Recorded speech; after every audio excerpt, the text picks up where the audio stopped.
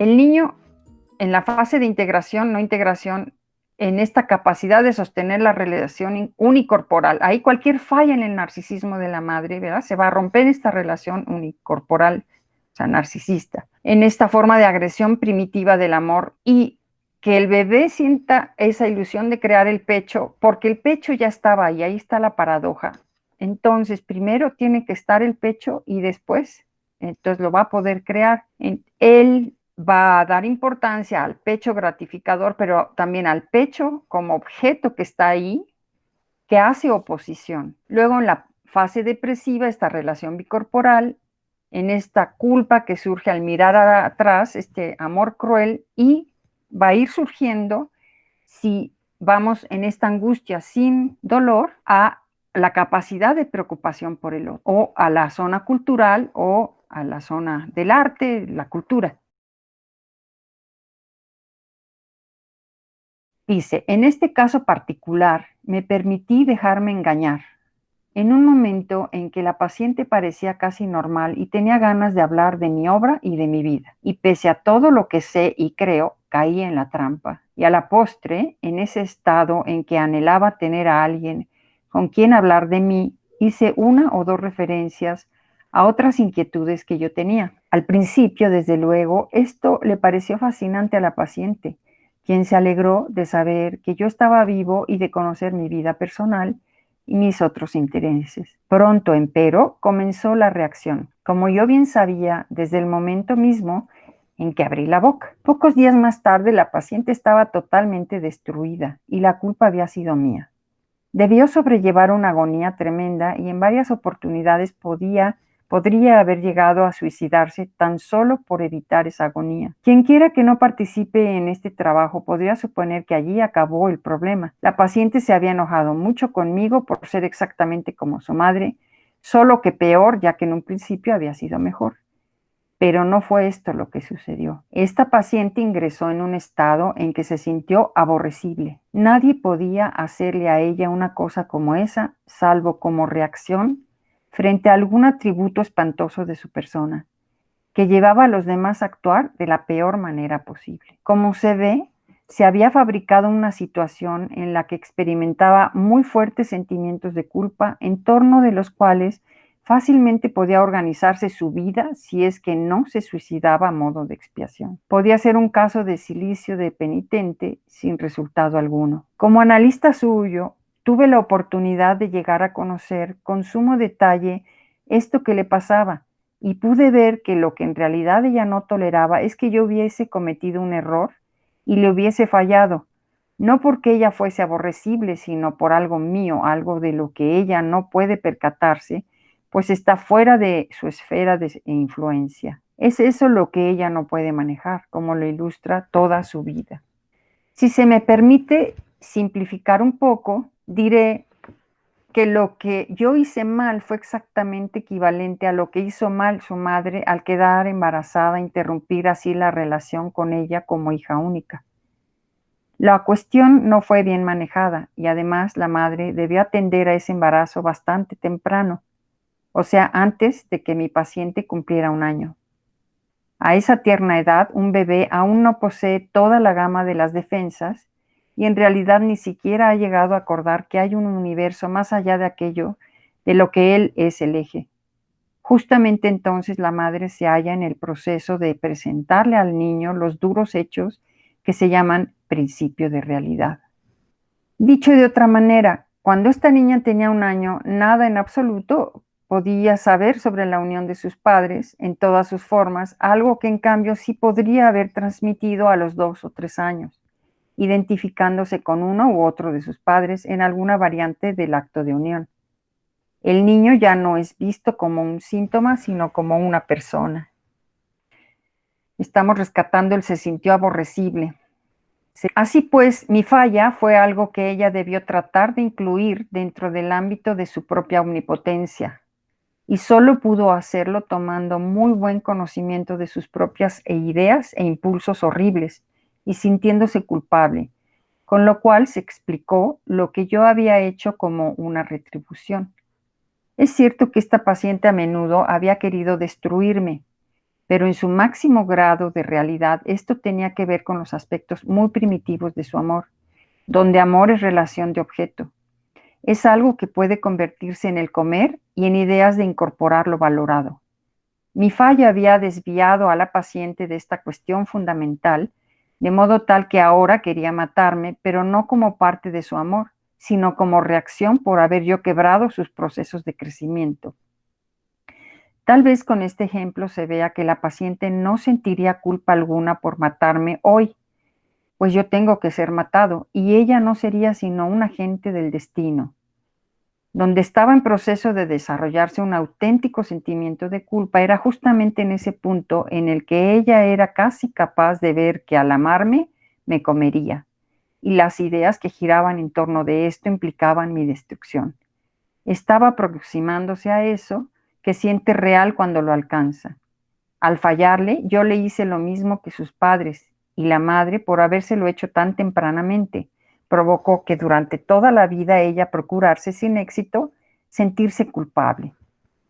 Uno de los destinos cuando esa omnipotencia no pudo formar parte de la experiencia omnipotente, uno de los destinos es esta omnipotencia, ¿no? De al amar ser devorado, que uno ve en la clínica, ¿no? Los pacientes que tienen dificultad, ¿no? Para deshacerse de todo, de un dolor de cabeza, dijéramos, porque en ese dolor de cabeza, en ese síntoma se va a ir todo lo bueno también, no solo lo malo, dijéramos, ¿no? Y esta referencia al sentimiento de sentirse aborrecible, ¿no? Cómo lleva a este nivel de daño, de lastimadura narcisista, ¿no? De sentirse aborrecible. Entonces, vamos viendo cómo a través del manejo de la transferencia es que se va a trabajar esta culpa omnipotente o esta clínica del miedo al derrumbe. Es en la transferencia, definitivamente, y me parece que aquí lo trabaja Winnicott de manera muy interesante. Y al final del tratamiento, ¿no? Como siempre ahí está la transferencia, ¿no? Jugándose. No es que se dé al principio, a la mitad, sino que ahí está siempre la transferencia, el elemento transferencial. Bueno, los tres. Bueno, dice, se trata de una mujer a quien probablemente se le diagnosticaría una esquizofrenia potencial. En el curso del tratamiento se vuelve esquizoide en fases recurrentes, aunque durante gran parte del tiempo se parece más a una psiconeurótica. No le gustaría comprobar que yo digo esto, pues ella valora la parte esquizoide de su personalidad y desprecia la psiconeurótica.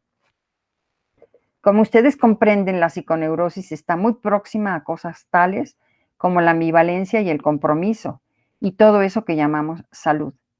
La vida solo es posible sobre la base del compromiso. En esta mujer el sentimiento de culpa puede ser absolutamente avasallador. No tiene nada que ver con la idea de lo que la sociedad considera bueno o malo. Y ella abandonó su religión porque tal como le fue presentada, la iglesia parecía suministrarle un sentido de los valores arbitrario para ella. En lo que se siente abrumada por la culpa es en creer que se ha traicionado a sí misma. Sus sueños mostraron que si quedase embarazada, aquí hay todo un tramo que nos explica de una pareja que tuvo y demás. Bueno, sus sueños mostraron que si quedase embarazada solo podía ser con alguien que fuera exactamente la persona adecuada y que ella aún no ha encontrado. Ha sido una lucha para ella llegar siquiera a concebir la posibilidad de que esa persona adecuada no aparezca jamás.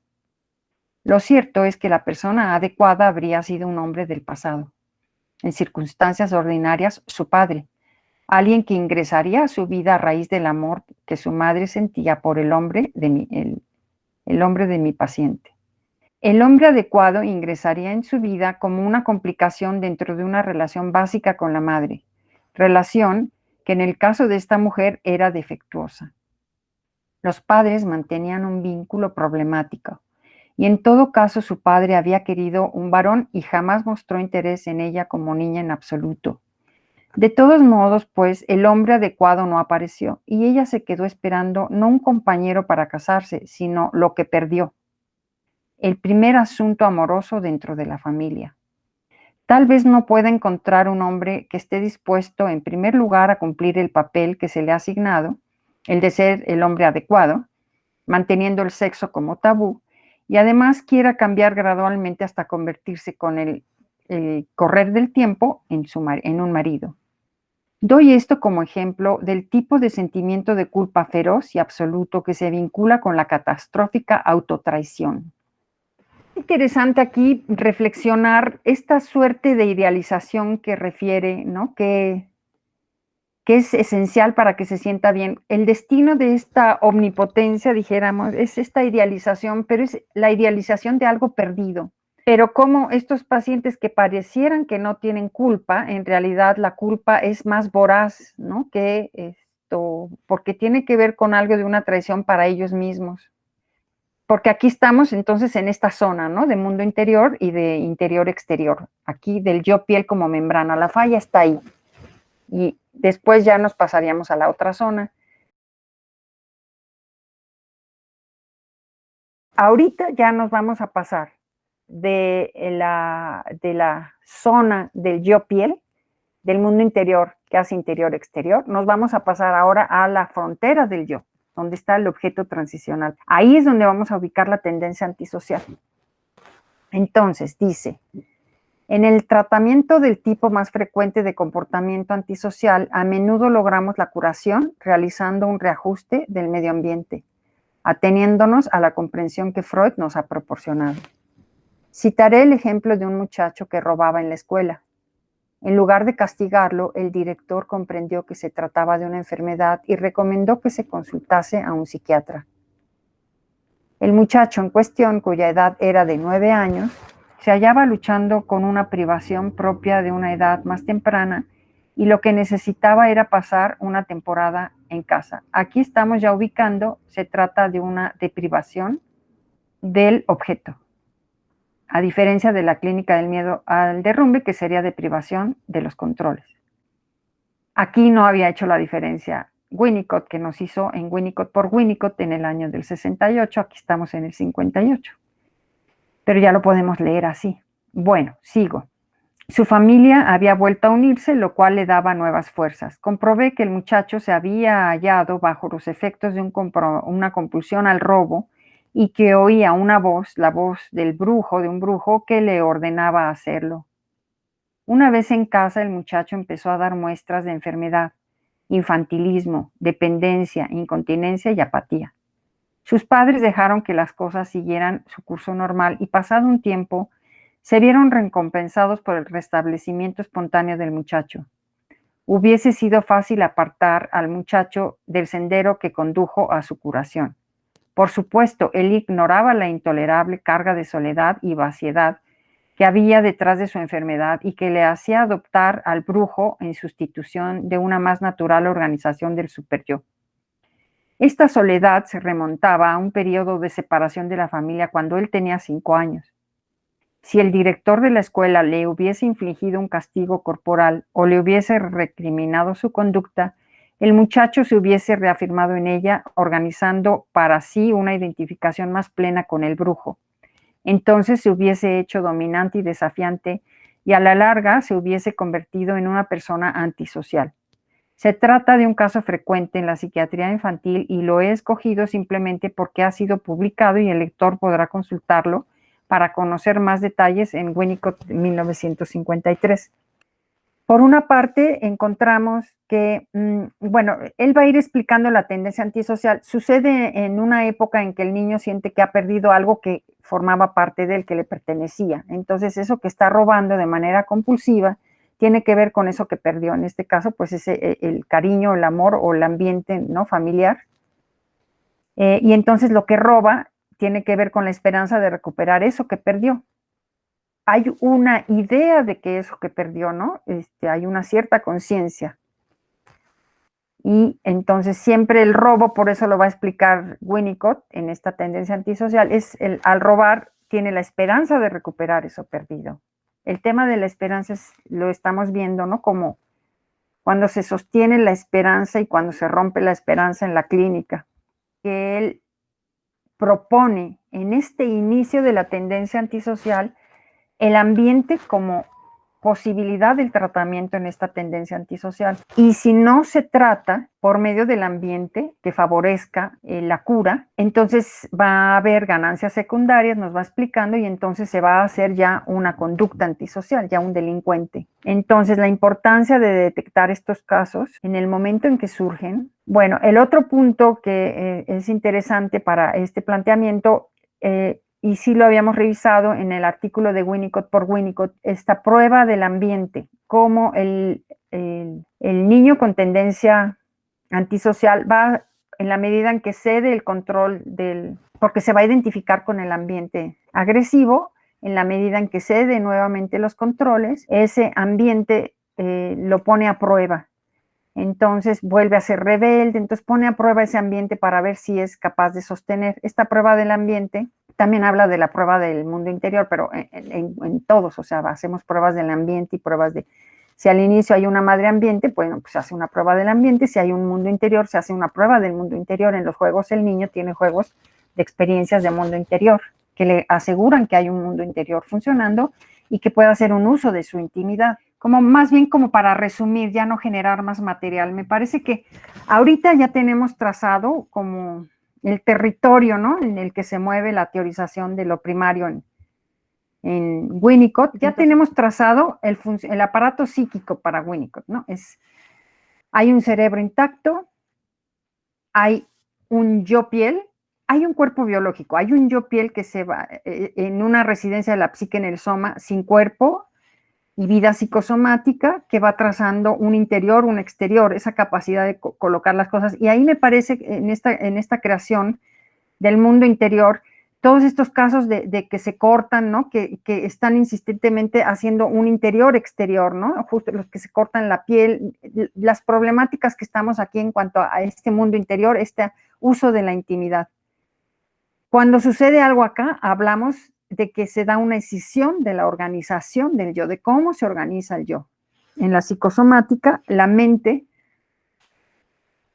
funciona por su propia cuenta, no ayuda al funcionamiento de la residencia de la psique en el soma, o sea, hacer yo piel, a marcar un interior-exterior. Y cuando estamos en la frontera del yo, hablaríamos, en el caso de Philip, por ejemplo, de la tendencia antisocial, de que se da una disociación del yo. Él roba compulsivamente, pero él no asume que lo que está, obviamente no sabe que está robando algo que siente que perdió. No, que hay una esperanza. Estamos en se hablaría de disociación del yo. Bueno, gracias y nos vemos en 15 días. Que estén muy bien. Gracias.